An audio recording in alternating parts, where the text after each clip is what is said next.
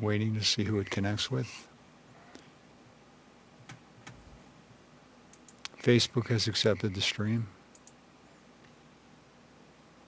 YouTube has accepted the stream.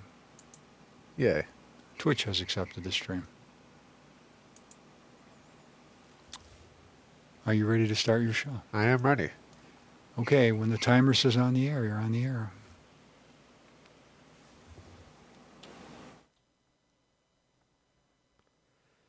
Hello, Think Twice Radio, and welcome to an episode of Austin Audits, where I'll be auditing Buffalo City Hall. So hi, I'm Matthew, and I guess this has formerly been known as the Doge Show, and I'm still a fan of Doge, but I think the more things go on at the national level, the more there's room for confusion. So we're modifying the logo to be just a sheepdog over the stars, the stars and lightning bolts of City Hall. So yeah, we're still about Doge, dogs, and memes, but to get confusion. So today we're going to have three real main topics of today's show. We're going to talk about the Kensington Expressway. So on Friday, a judge made a ruling, so we'll do a deep dive into the judge's ruling and all the ramifications of what that means for the state's Kensington Expressway project. Then we'll be talking a little bit about the Braymiller Market, which is a downtown grocery store in the city of Buffalo that's being proposed to be turned into a new police station. So we'll be doing a deep dive into that issue because I think it's kind of one of the most important emerging issues in the city of Buffalo. And then I'll talk a little bit about tomorrow's Common Council meeting. We'll go through the agenda to see if there's any major items on the docket. And if we have time at the end, maybe talk about some of the FOIL requests. I've got some responses for City Hall and maybe some time for a little bit of Buffalo Bills analysis with the Super Bowl result of yesterday and maybe looking forward now to next season. So let's get started. So welcome to the show for those of you that maybe have never seen my shows. I am a former City Hall employee. I was terminated, and now I kind of do this City Hall auditing show where there's a lot to take in. And I think, I'm going to be talking about a lot about City Hall issues and giving a little analysis on some of the emerging issues. And I think I'm going to start maybe slowly pivoting my show towards more kind of deeper dive and more kind of analysis and kind of rewinds and kind of just deeper analysis of some of the things going on. I think I've done a past couple shows, and those are on the Think Twice show where I usually just go through the agenda. And I think it's important. I'll still incorporate that, but starting to lean a little away maybe from like the day-to-day operations of City Hall and Common Council, maybe start on focusing on some of the issues that need further auditing. So, for example, the American Rescue Plan, some data miner stuff. But let's get started. I think the biggest thing that happened this week, or since last show, on Friday, Judge Koliakovo, the Honorable Koliakovo, essentially the judge. So we've had a state judge make his decision. This has been a long time coming. So a judge has made a ruling on the state's Kensington Expressway project. And essentially, the judge made the decision that the state cannot proceed with their Kensington Expressway project without a full environmental impact statement. So that ruling came out Friday. That's kind of the big headline. And just for full disclosure, I'm a member of the Eastside Parkways Coalition, which is the group of residents, city residents that are opposing the state's issue. And I think it's really the legal verdict we were all hoping for. And I think we were all optimistic and very optimistic that the judge was going to rule in our favor. But again, until the judge makes his ruling, you really don't know. And I think the past maybe month or so, we were looking at a 90-day window. And the past month or so had gone over that 90 days. So I know myself personally was going into a lot of my tin hatter conspiracies of, wait, why did he miss his deadline? What does this mean? And it ended up being, I'm not sure why it took him longer, but the judge kind of can take as long as he wants. But essentially, he ruled that the state was not compliant with their own regulations. So I think for a time here, I wanted to actually read through the lawsuit. So I've perused it and browsed it, but I think it's really important. A lot of the media, too, they kind of just talk about the major decisions. I think that's the biggest one, but I think it's important just to actually read. It's not that comprehensive. So let's switch over. I'm going to pull up the lawsuit that the judge ruled, and this is right hot off the presses. So this is, let's see how this looks. So this is the lawsuit or the memorandum decision. I'm learning my legal jargon and legal things, but this is the judge's rendering. So this is what you'll see reported in the news. Richard, it looks like it might have froze.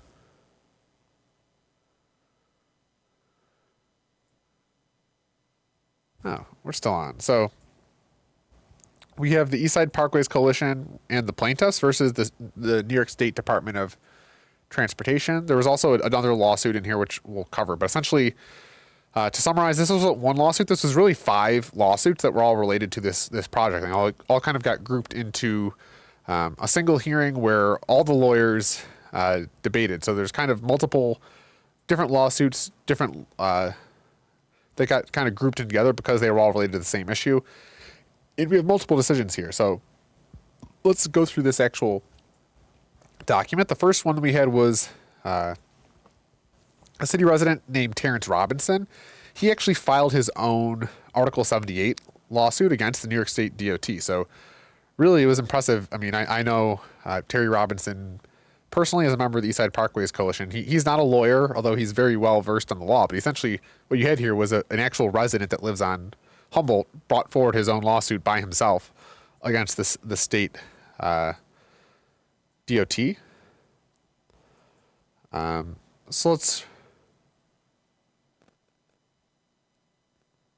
So I think that one really got dismissed, and essentially, I want to make sure I'm reading the right one here.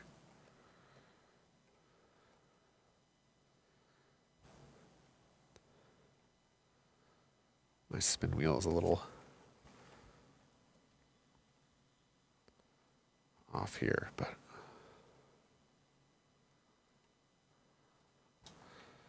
so essentially that one got removed because Terry Robinson or Robinson, he brought on his behalf an Article 78 proceeding challenging the determinations made by the state in its capacity as lead agent. In his petition, Robinson alleges that the respondents violated the New York State Constitution and SEQR by not declaring the proposed Kensington Expressway project as a Type 1 action, by issuing negative declarations and failing to make the necessary hard look that is otherwise contemplated by the ES. I want to see if I missed the climate one up here.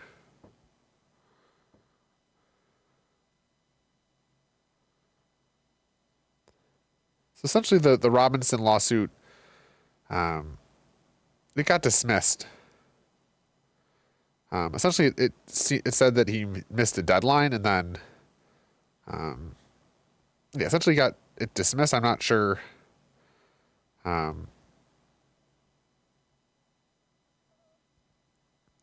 Let's see here.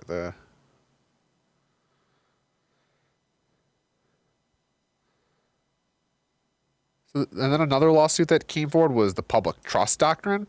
So this was a lawsuit really focused on the original construction of the Kensington Expressway, really looking at, did the state have the right to take the Kensington Expressway land in the first place? Did they not violate the procedures? So this was really, I guess there's some law that you couldn't really take a park to build a lawsuit. And it really gets, essentially this lawsuit gets into the nuance of a parkway versus a park.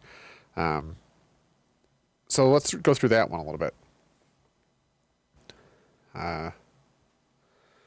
Although more fully explained in the court's November 15th, 2024 memorandum decision, which is incorporated by reference herein, petitioners contend that the Humboldt Parkway was parkland when the Kensington Expressway displaced it. According to petitioners, because it was a parkland, the state erred and acted contrary to law when the commissioner, also referred to as superintendent of public works, directed that a portion of the parkland to be repurposed as an expressway. Petitioners insist that the legislature did not confer this authority to the commissioner to alienate parkland for non-park use. See Memorandum of Law. Respondent Department of Transportation asserts that Humboldt Parkway was never a park or parkland, but was always a public street. Respondent insists that parkways are not covered by the public trust doctrine. Because the public trust doctrine does not apply, respondents maintain the petition must be dismissed. So this is an interesting sentence here that says the respondent, the DOT asserts that Humboldt Parkway was never a park or parkland, but was always a public street. So this is, again, where we get into the nuance here of, right, I think Humboldt Parkway originally, right, to the common person, it was a park. But because of the term parkway and the legal and technical definitions of that, especially what Olmsted, it was considered a public street. So this is really getting into the nuance of, and this is really, I think, a lawyer's favorite of really getting into the minutia of parks versus parklands. So as this court noted in its initial decision, for decades the courts have weighed in on this definitional dispute. The Court of Appeals wrote that the terms park and parkway are not synonymous. While each may include certain common features of ornamentation or recreation, the respective definitions of the two words as a whole are clearly distinguishable. The Kupalian Court noted further that the essential and decisive facts is that a parkway exists when we have a single entire street of which a part is devoted to ordinary purposes of travel and a part to ornamental or recreation purposes. The two portions together constitute a single entire way, which is some of the characteristics of a park. In other words, a parkway is a thoroughfare for vehicular traffic, little different from any street, highway, thruway, or expressway, except for the added accessory of ornamental landscaping. So it's interesting because, right when in Olmsted's original park, when he was designing the parkway, there was no vehicles, right? So the idea that Humboldt Parkway was built for, right, purposely for purposes of travel is kind of interesting because, right there, it was designed before vehicles. So I think the lawyers for ESP think that, they could appeal it, but we'll see what happens with this one. So essentially this lawsuit around the definitions of parks or parkway, I think this one also got dismissed. So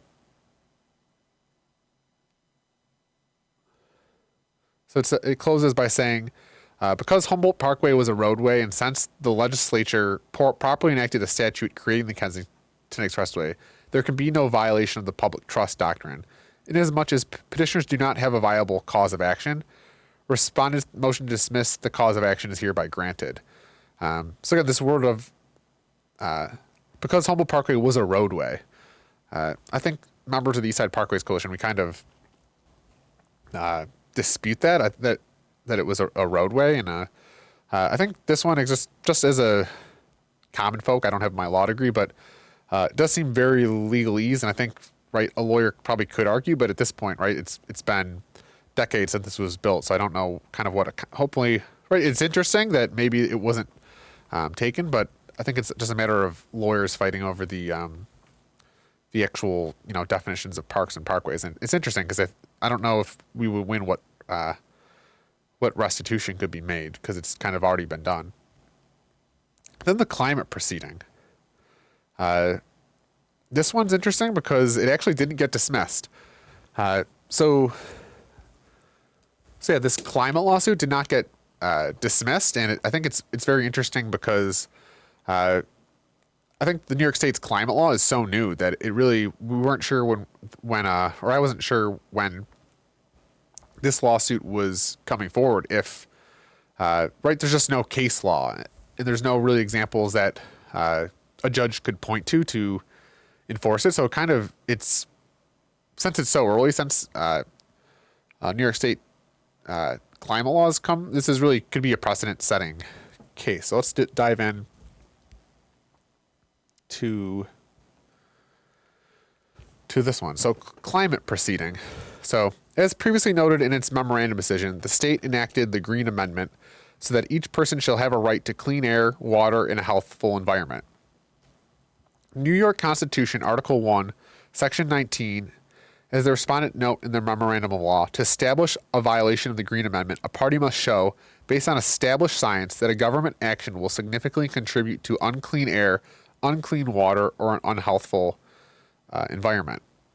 Respondents contend that petitioners have failed to demonstrate a violation of Green Amendment and Climate Act that will hasten climate change. They contend that petitioners make no fact-specific allegations, but instead rely on general conclusions. While respondents concede that the project will increase greenhouse gas emissions, the state maintains that it will not significantly contribute to climate change. In fact, respondents go so far as to allege that, notwithstanding the construction emissions that are likely to occur, the project, over its lifespan, will decrease emissions. Though their own arguments are unsupported, respondents contend that petitioners' arguments are speculative. Petitioners counter that more than almost 2,700 metric tons of carbon dioxide will be released into the atmosphere from this project. The court concedes that petitioners must allege something more than generalized concerns to survive a CPLR 3211 motion to dismiss. See matters Save Our Main Street Buildings versus Greene County Legislator. While the court previously expressed concerns about the viability of petitioners' claim, upon further review, petitioners set forth convincing allegations that this project will affect the disadvantaged community around the construction site. While proximity alone is insufficient to raise an environmental challenge, by virtue of petitioners' members' proximity to the project, the increase in emissions will affect them differently than other members of the public, thus conferring standing under the specific facts of the case. The CLCPA mandates agencies consider the impact on the environment and disadvantaged communities. The record before the court shows that greenhouse gases and other construction emissions will increase as a result of the project. While both sides dispute the veracity of the other studies and statistics, the court finds that there are questions of fact whether respondents adequately considered the environmental impacts of this project. In addition, the court finds respondents' claim that somehow and at some time this project will reduce emissions debatable. Inasmuch as petitioners have identified a cognizable cause of action and have asserted material allegations to support it, the court hereby denies respondents' motion to dismiss the climate proceedings petition. So, I think this lawsuit, the climate lawsuit, it's going to get lost in the headlines, right? The kind of the mainstream headlines, because obviously the EIS case, which we're about to read, is kind of the big headline. But I think this climate decision has really long-term implications. I think I know, just as someone somewhat familiar with law but not a lawyer, in just hearing the arguments in court, you weren't sure how. It just felt like this one might be easy to dismiss just again because the New York State climate law is so relatively new that there's, again, no case law and there's really no precedent for it. But I think the state DOT is most definitely going to appeal that decision. But I think just it feels like a major win, the fact that the judge denied the dismissal of that lawsuit. I think that case has an opportunity to be really one of the first, if not the first, legal cases supporting New York State's climate action law. So it's really, I think, promising, especially for New York State residents that care about the environment and care about clean water, clean air, and healthy environments. The fact that that case did not get dismissed feels like a win. I don't think the judge could render. And again, I think the reason he kind of didn't dismiss it was because ultimately a higher court in New York State will probably hear it and make a decision. But I do want to just give credit where credit's due to the lawyers on that case. And again, I think it was the Western New York Youth Climate Coalition who brought it forward, but really has the chance. I know in New York State specifically, it's really the first lawsuit that I'm aware of that, especially of a project of this scale, to really see how much teeth the New York State climate law has. And I think it's very promising from that end, and it has a really chance to set precedent in New York State. And I'm not sure when you think of nationally or internationally climate law, I'm just not familiar, but I wouldn't see why maybe this case has a chance to maybe be some sort of national or international standard, because it's very promising that it wasn't dismissed, or that it was, they denied the motion to dismiss. So those are the first couple. There was the Terry Robinson lawsuit, the Park versus Parkway, public interest, and then the climate action. And then the next one here that I'm going to cover is the EIS proceedings. This one is obviously the one you'll hear about in the news. This is the one that's, I don't want to say they're all important, but this one is the one that's most timely, and it's the big kahuna. If this is the Super Bowl of the lawsuits, this is the EIS. This is really the big one, the one that we've all been waiting for. So let's dive into the EIS proceeding here.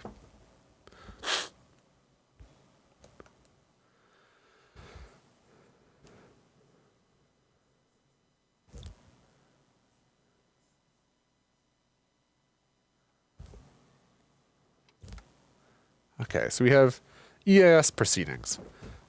The court previously granted petitioner's request for a preliminary injunction in the EIS proceedings. In its decision, the court held, though this decision does not rule on the ultimate merits of the petition, when considering the request of the preliminary injunction. Again, this preliminary injunction was really back a few months ago when these lawsuits came. Essentially, the court essentially put a pause on things at the request of the petitioners, put a pause on current development, said, hey, there's something here, the court needs to make a decision before this could proceed. So the preliminary injunction is this event that the court put in, I think it was back in late October or November, that essentially put a pause on things until the court made this decision.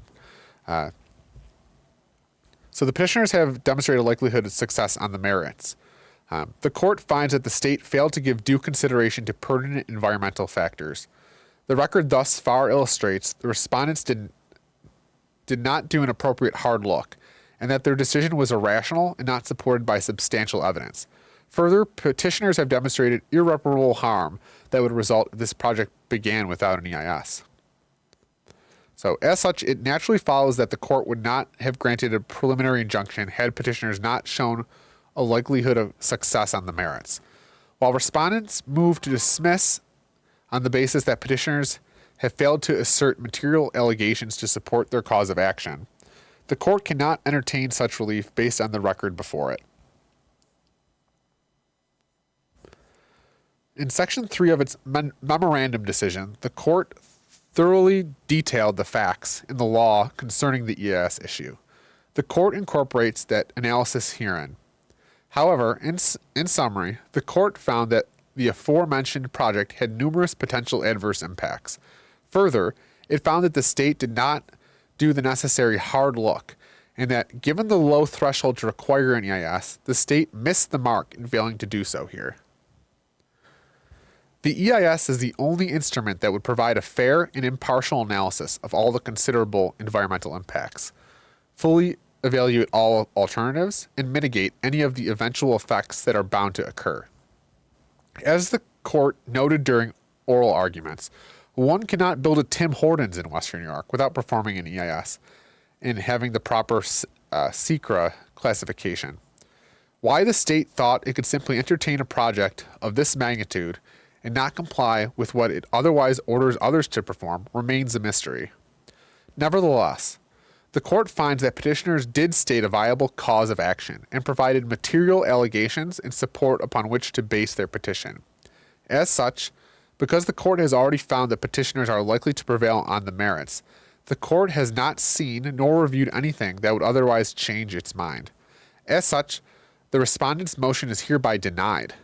Because this matter is fully briefed, argued, and the court is in possession of the records from the respondents, the court is in a position to decide the actual merits of the petition. An agency determination will be annulled only if it is arbitrary, capricious, or unsupported by the evidence. Matters of Van Dyke versus Town of Greenfield Planning Board, matter of Riverkeeper Inc. versus Planning Board of the Town of Southeast, and matter of Kyle versus Greenway Heritage Conservancy for the Hudson River Valley. The court understands its role is not to second-guess the agency determination, but instead is tasked with reviewing the record to determine whether the lead agency identified the relevant areas of environmental concern, took a hard look at them, and made a reasoned elaboration of the basis for its determination. Matter of Adirondack Historical Association versus Village of Lake Placid.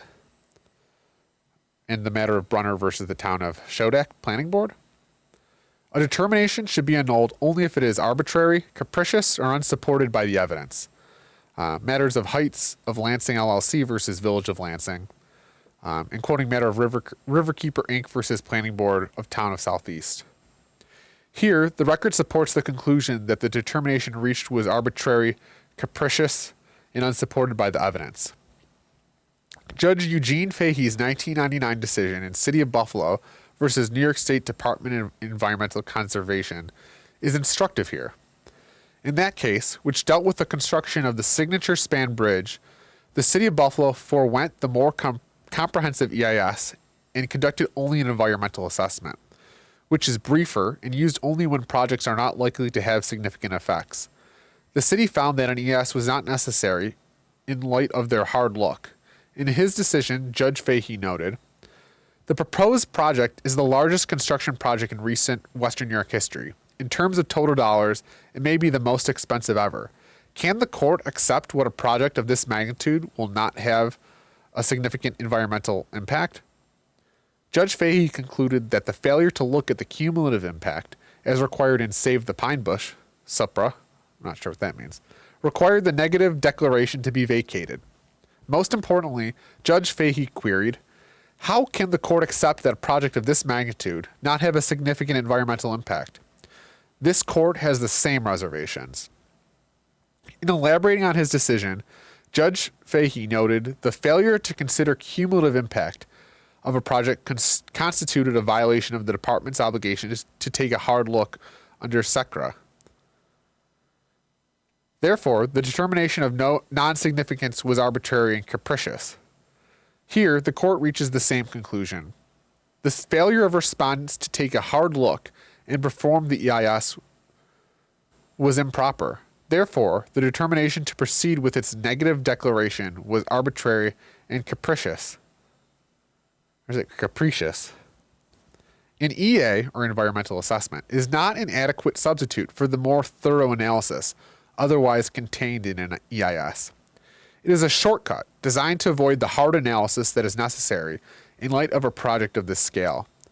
As this court noted in its memorandum decision, in what is anticipated to be this community's largest, most expensive, most disruptive, and intensive construction project, it is baffling how the state, which portrays itself as the guardian of the environment, cut corners and ignored rules that any other developer would be required to adhere to. The court's position remains unchanged. Here, the record demonstrates that the project will, among other things, replace age-old bridges, create an almost mile-long tunnel, excavate subsurface areas that will invade the local water table, and drill and blast existing roadways to make way for new parkways and roadways in an area that is a major traffic artery for the greater Buffalo area. The effects to the surrounding community from all of this are incalculable. Yet, the respondents simply argue that any disruption in environmental effects would be minimal. This is fortuitously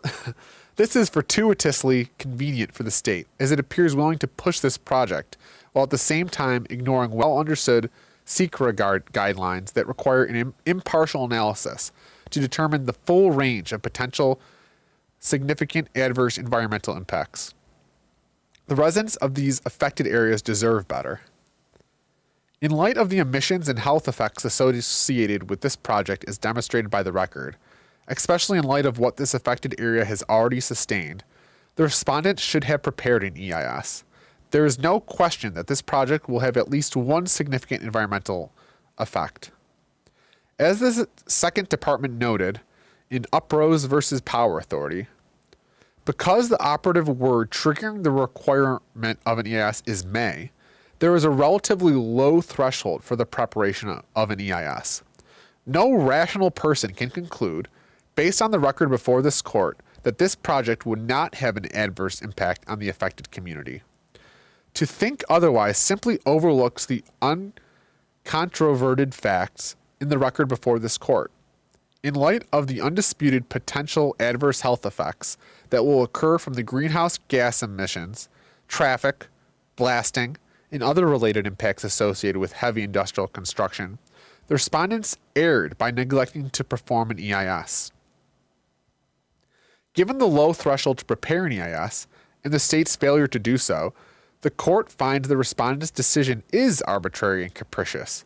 As such, the petition is hereby granted in its entirety. The issuance of the permits by respondents are hereby annulled. In addition, the negative declaration is hereby annulled. Respondents are permanently enjoined from proceeding with this project until it has complied with SECRA. The bond previously posted will remain in effect unless ordered otherwise. Respondents are hereby ordered to conduct and prepare an environmental impact statement concerning the affected areas of this project. Lastly, this court will retain jurisdiction over all matters concerning this project. Petitioners shall submit an order consistent with the memorandum decision for index numbers. Respondents shall submit an order consistent with this memorandum decision for index numbers.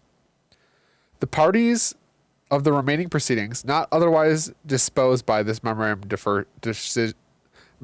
decision shall confer with the court on April 23rd, 2025 at 9:30. The Honorable Emilio Koliakivo.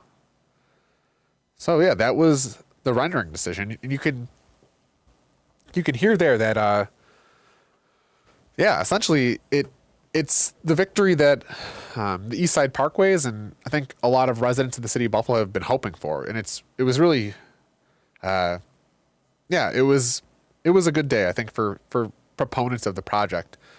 For the judge to essentially completely agree with us that that the state did not do an EIS. I think he kind of laid it out there in layman terms of, right, regular developers, if they build a Tim Hortons, are required to do an environmental impact statement. So the idea that the state of New York, DOT, didn't have to do an EIS for a project that, is the largest construction project in this region's memory, perhaps since the actual Peace Bridge of the case law that was cited there. That was my biggest takeaway just watching the court hearings back when they were argued. I was just kind of blown away that the state DOT lawyer, he didn't have anything. There was no, lawyers, legalese. There's no spin and dance to try to get out of it. They really, I think the state DOT's argument essentially boiled down to, this is not new construction. This is reconstruction. Therefore, we don't need an EIS. But it's big. So that's kind of right. We just read the thing, but I want to provide maybe a little context and analysis based on my perception. So I think something the East Side Parkways Coalition, we've been fighting essentially a legal battle now for a while. And I think this is the legal decision we were all hoping for and praying for, and we got it. And I think it's good, right? It gives us time. I think the state DOT is most definitely going to appeal, and also it wouldn't surprise me if they will start actually conducting the EIS, kind of maybe both of those at the same time. Because I think, it was kind of obvious that they didn't do an EIS, and I think that's their thing. So it wouldn't surprise me if they've already kind of studied in the shadows, started to do an EIS. I think, let's start with the EIS. So why this is such a big victory for those of us that want the full restoration of Humboldt Parkway. And again, I think proponents, or it's kind of marketed as people that are opponents of this project. It's not that we want to see the highway remain. It's that we feel that this project we feel that the solution is full removal of the highway. And we don't think that covering up the highway, letting the highway remain there and just kind of putting a cap on it is going to fix anything. We want the full removal, which is kind of radical in the direction of, we think this project is, putting a Band-Aid on a scar when really we need stitches and surgery. So let's start with the EIS. The EIS is going to require New York State conducted an environmental assessment. So this EIS is going to be a more robust research, more robust analysis on everything, all the environmental impacts.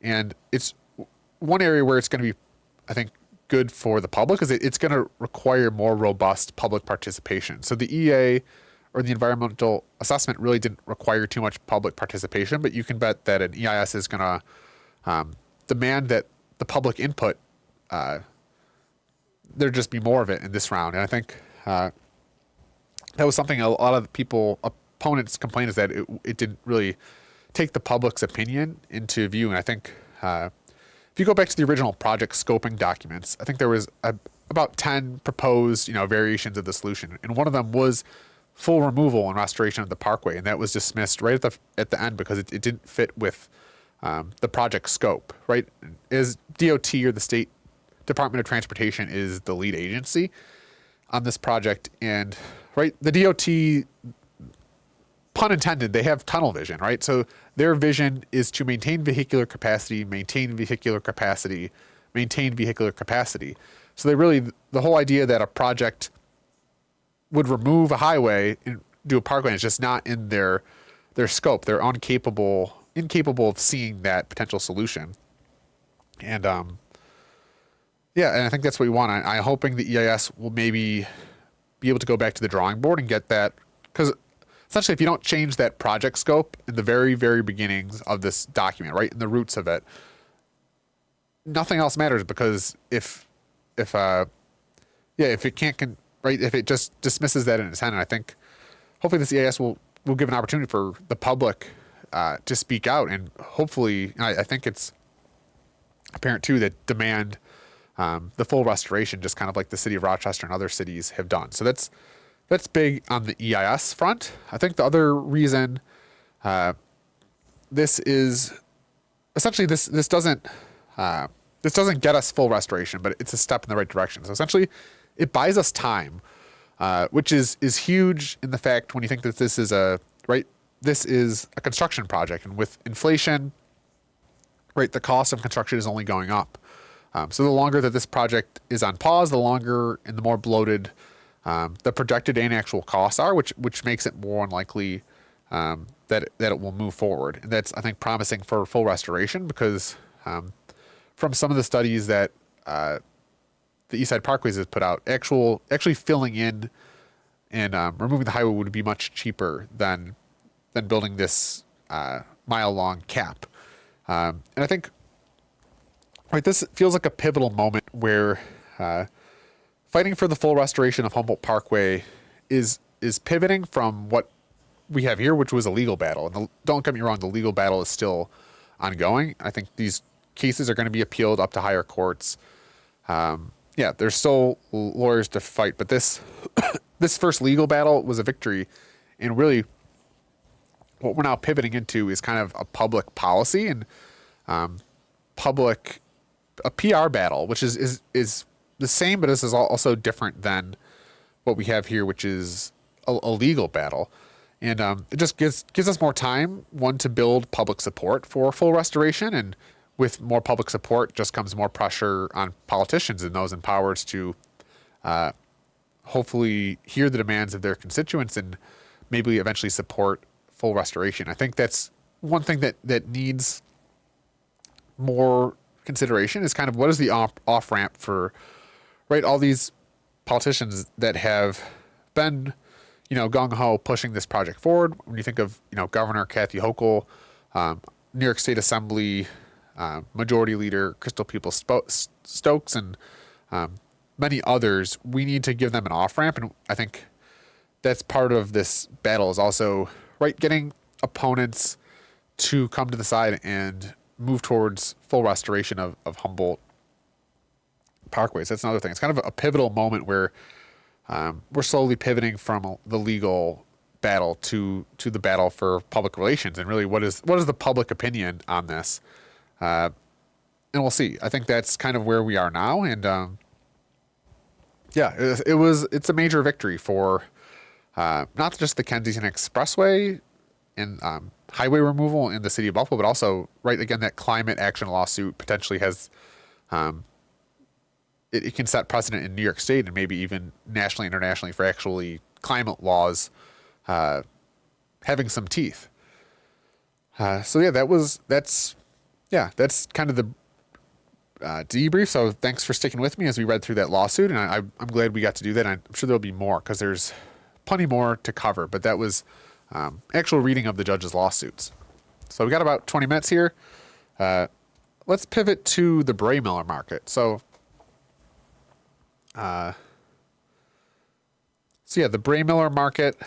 For those of you that may not be familiar, essentially, the Braymiller market is downtown next to the city of Buffalo or Erie County Public Library. And this was essentially, I guess it's easier to start at kind of going back, right? So where we are now, right now, the city of Buffalo is proposing to turn the old Braymiller market into a new police B district headquarters, while they're a temporary headquarters for Buffalo Police District 2, while their current headquarters is reconstructed and has some construction work. So that's kind of like where we are now. So I think to understand that, let's backtrack a little to the beginning of what is Braymiller market? Why does it matter? So essentially, the Braymiller market was an economic development project from City Hall and from the Buffalo Urban Renewal Agency. Essentially, their goal was to bring a downtown supermarket to, downtown Buffalo, because there is no real grocery store in the downtown. And I think, food deserts and areas that don't have access to healthy, fresh food it's a big issue in the cities. This is really the old administration, particularly Byron Brown, and City Halls. It really was a top-down economic development, and they put up RFPs. They worked with a developer to actually build a building. They were able to secure the Braymiller market to locate in that headquarters. So Braymiller market is a market originally from the southern tier. I think it's Hamburg. And they, located down there.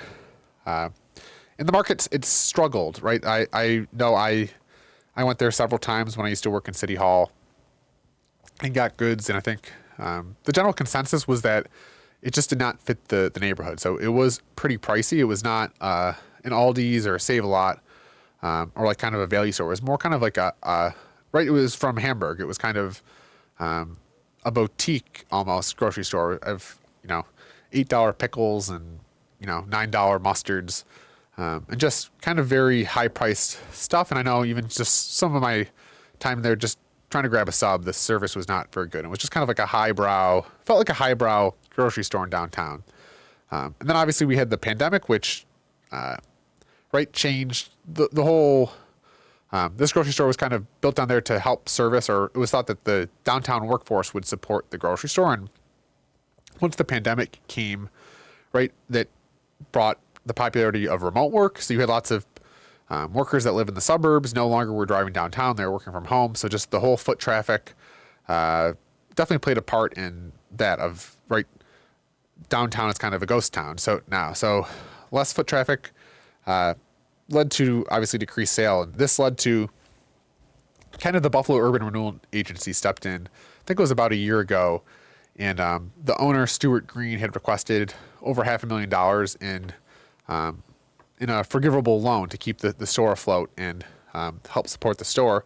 And there were some debates in the council chambers and as well as Bureau of whether that was a good idea, especially when $500,000 could go to support a lot of other areas, especially other areas of the city that don't have fresh food. But eventually, the Common Council conceded in exchange for some business grants for their districts, but they ended up approving a over $500,000 loan. And then last December 2024, shortly after Byron Brown resigned, Braymillers announced that they would also be closing, and that led to an almost immediate plan by the administration, the acting mayor, to turn the Braymiller market into a new temporary police headquarters, while their current headquarters needs, I guess, some reconstruction work. So I think it's easiest to think of, the past, this really is Byron Brown's. This is just kind of a side effect of Byron Brown stepping aside, right? This was a failed initiative from the start. It was probably a failure the whole time. And once Byron Brown stepped aside, he was the one kind of keeping this project and keeping the owner happy. And this, the market closed a few months after that. So I think it's pretty easy to put together that this was kind of, it's it's the repercussions that we get, kind of a side effect of Byron Brown stepping aside, even though he's at OTB now. So that's kind of, the past, which, right, we can blame Byron Brown, which is very true.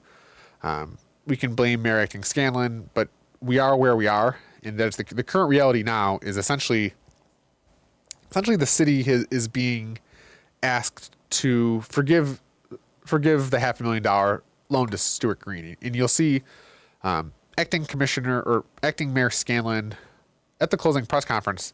He was pretty adamant that the loan was going to be forgiven because Braymiller had hit its targets, which I think is true. They had hit some of their hiring targets. I know they were required to have like a marketing plan, a business plan, which clearly weren't helpful at all. But he really glosses over and overlooks one of the provisions for the loan was that the market had to stay open downtown for 2 years, and they only stayed open for a year. So in that regard of keeping the store open from 2 years, it's black and white. They failed to meet the obligations of the loan, and now the city does not need to forgive the loan. They can ask for the money back because the market did not stay open for 2 years. So that's black and white. What I think is going on here, and what my perception are, is that it was almost immediate, right? As soon as the market announced they were going to close, Acting Mayor Scanlon said, we're going to forgive the loan because we don't think we should penalize Stuart Green and Braymiller. And we've negotiated with them this deal where the Braymiller building, the city's going to lease it for $1 a year or $1 per month and make it a temporary police headquarters while the B district is fixed.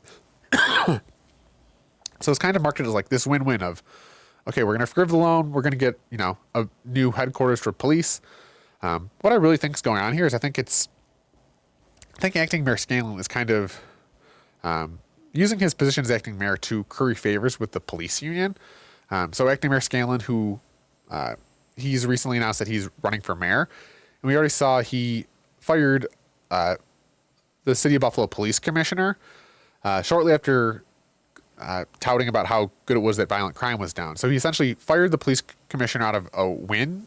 The police commissioner was not very popular with the police union, so it was kind of seen as Acting Mayor Scanlon doing a favor for the police union in the hope that the police union would then support him and will support him in the June primary. And I think that's kind of what's going on here. All right, we have $500,000 at the table. We'll forgive that as long as you help use this building and let the city rent it for $1 for new police headquarters. So I think it's, again, kind of an example of him currying favors. And I could be wrong, but these are my perceptions. Helping the police union out because he wants to secure the police vote, and not just the police vote, but City Hall vote in the primary, which is, it's just the reality of what's going on here, I think. And especially, right, we're looking at a Democratic primary in June where maybe 30,000, 40,000 would be a really good turnout votes in the primary. And when you have, half a dozen to maybe a dozen candidates in the race, with such few voters, really having a City Hall voting block or a police block could swing it for a victory. Ultimately, there was a meeting downtown. Majority Leader of the Common Council, Leah Halton Pope, held a downtown meeting at the library where lots of tenants and residents almost unanimously came out in opposition to the idea to turn this Braymiller Market into a police headquarters. Because essentially, right, the problem of healthy, fresh food downtown is still not solved. There's many people that live downtown that don't have access, immediate access to healthy foods in a grocery store. So it is a need.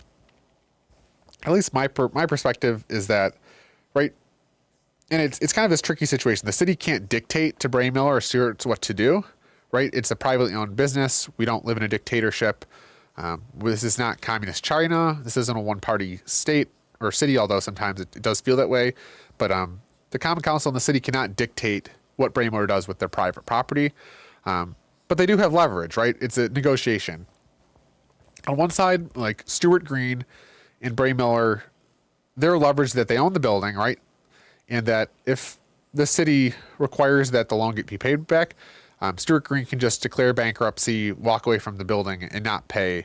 And then you kind of have a situation where the bank would then, I believe, auction the building off, and then it could be anything at that point. So the city loses control, but then also the city has leverage, right? So we have over $500,000 on the table.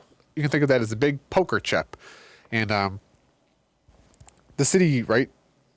It's black and white. They don't need to forgive, but they could forgive it in exchange for something that benefits the city. So they could use that chip. Right now, they're kind of right. It just doesn't seem to me like, getting a temporary solution, right? And it's been marketed as a temporary headquarters for police, but it's kind of hard to believe that they would, rent this building, build it out for police headquarters, and then it wouldn't turn into some sort of permanent police building. So I think my concern is that, and my perspective is that if there's the $500,000 on the table, right, that's leverage the city has. And if the city is going to forgive that, we need to leverage that money to get the best deal for residents and for the city of Buffalo. And I think we could get a better deal than a temporary dollar a month lease for a police headquarters. It just feels like we could get more if the leadership's intention was to get the best deal for the city of Buffalo residents and taxpayers. If their motivation is to get the best deal for the police unions, they can get votes in a primary. That outcome looks much different, and I think much closer to what you're actually seeing here, which is kind of turning the Braymiller into a police station. I think one of the speakers at the public hearing actually brought up a really good idea or point of that the city actually owns an animal shelter a few blocks away from the current police headquarters. So kind of their question idea was, why couldn't and has it been looked at of the police moving into and occupying the animal shelter? One, the animal shelter needs to be replaced and needs new. So I think there's a rumor that there might be a location in Niagara they'll be moving to. But the city already owns that building. Couldn't they just use that for a new police headquarters? And essentially the response from BURA and the city was that this is immediate. This needs to happen now. The animal shelter is not built and not ready to be moved out and turned into a police station. But I think that's probably true, but also just probably also lacks the political will. I would think from the police perspective, the Braymiller Market it's a brand new, fresh building, has a nice, glass front, expansive parking. It's much better than, some piss-soaked animal shelter that needs to be rehabbed. So I can imagine it's just shinier from the police angle. But it's interesting. I don't know. We'll see what happens. Then at the Bureau Loan Committee meeting, they essentially pushed off making a decision till March because they're doing more research, which I don't know what you have to research. Essentially, Stuart Green, it seems like, sent them some documents, so they have to assess his financial condition. Because essentially Stuart Green's leverage is, right, that he could declare bankruptcy, walk away from the building, default on the loan, and then essentially that building would go to the highest bidder, where at least now the city can maintain some control over potential future developments there. So that's kind of the high end. And I think the reason Braymiller is so important, it feels like if I could encapsulate what the city of Buffalo currently is in one issue, it might be the Braymiller Market. So I think the idea of, right, a top-down city hall vision for a downtown grocery store ends up being a complete failure, and then a developer walks away with $500,000 in exchange for police headquarters. The whole, right, turning a food market into a police station just feels very what the city of Buffalo actually is at this point, which is, a giant food desert with a bloated police budget, and where residents are often ignored, and food access is not prioritized because we have this endless, insatiable hunger to just keep feeding the police more budgets, more headquarters, more resources, and no one really seems to ever think, what's the actual ROI and how could we use, right? I think even too, it kind of seemed proposed at the public meeting of turning it into some sort of shared food store and police station, which I don't know how that's going to work. If you'll have the police headquarters in the back and then a food market in the front. But I do think there is maybe some potential, right? The police force, any solution to helping residents, it needs to include the police, because the police have the largest budget line. So when we talk about city resources, I don't know, could you turn police into Uber drivers? Could Braymillers be set up as some sort of, I don't know, dispr- distribution center for food, especially with the industrial and commercial like freezers and fridges in the back, and then could it turn into some where you actually police, logistics of actually dispersing food out to the community as Uber drivers? I don't know. I think maybe a little more radical, but we need to find a way to strengthen our food system, especially our local food system. I just worry with national and international supply chains. Strengthening our residents' ability to have fresh foods is really important. And I wonder if there's some sort of kumbaya moment between residents and police and food justice that could be had. I don't see it with the current administration, but I guess I'm always optimistic that maybe that could be a potential outcome. So that's kind of the high level Braymiller overview. So I wanted to, it's an important issue, and I think it's something I'm going to keep my eye on and do more reporting with. But it seems like an emerging issue in the city, especially with the chronic need for healthy food in the city, a chronic bloated police budget, and chronic just failures from City Hall leadership in having any sort of vision or ability to execute on any sort of downtown economic development. Because again, this is kind of eggs on the face of our mayor who has abandoned ship. This was his idea to kind of bring a grocery store, and it just was a failure. And then the whole, it was a failure to begin with. Then you had the pandemic, which did not help. And then essentially last year you had Stuart Green and Braymillers coming and admitting that this is a failed project. We need $500 million to stay afloat. And there was debates there in the council, and they ended up giving them, and it kept the store open for another year. So it really was, lots of questionable decisions on so many levels, and it's disappointing for sure. So we got 3 minutes here. Let's see. Let's do. I think maybe I'll do a little Buffalo Bills analysis. So I think obviously yesterday was the Super Bowl. And it was as a Bills fan, watching the Eagles destroy the Chiefs, right? It was a very impressive victory. I guess a couple thoughts. I don't know. I don't know if the Bills would have won. Obviously, the Eagles looked like a pretty stacked and loaded team yesterday. I do like to think that they maybe would have put up a better fight and had it be more competitive. But I think a couple takeaways we can take away from that game, just the Eagles roster. It just seems, I think it was pretty apparent that they're just loaded all over the board. And it was just crazy. I think, Mahomes and Andy Reid are the best kind of head coach, even Spagnuolo, head coach, defensive coordinator, quarterback trio, right? It was just crazy how, the Eagles clearly had a superior roster, and how, all their coaching really didn't matter when it was, they just had no answer for the players and just the depth that the Eagles had. The Eagles, they had a first-year offensive and defensive coordinator, and it didn't matter because they just had, and I don't even know if Sirianni, obviously he's a good coach, but was he tactically better than Reid? Was he? I don't know. I don't think so. So to me, was eye-opening what a difference the roster really makes, and especially when you get to the highest level of the Super Bowl.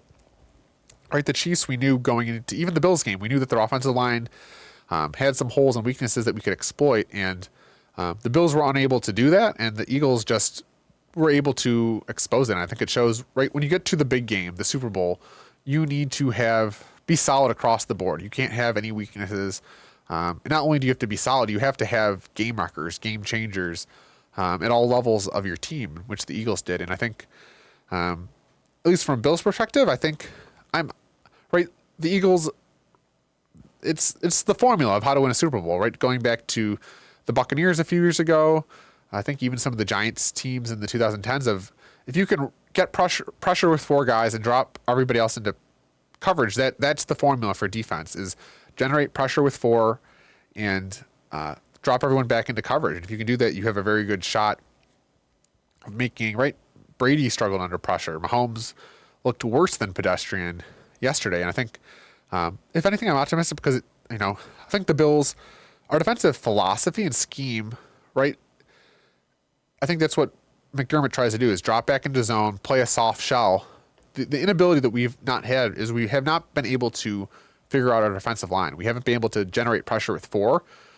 And I think it just brings into focus just our roster. It's just not good enough at the highest level. I mean, more game changers, more records. And I think it just makes, I think, fixing the defensive line and maybe bringing in a game wrecker like a Myles Garrett, right? You bring in a game wrecker and it just makes everyone else's job easier. And I think that's kind of my big takeaway was just the masterclass that Howie Roseman, the general manager of the Eagles, put on with his drafting, development, ability to acquire talent in free agency, and just I'm hoping that the Bills can follow suit because I think that's what we need to do is just put more pieces around Josh and build out our defense. So we'll see. That was an Austin Audit. I appreciate you tuning in, and yeah, until future shows, I'm signing out.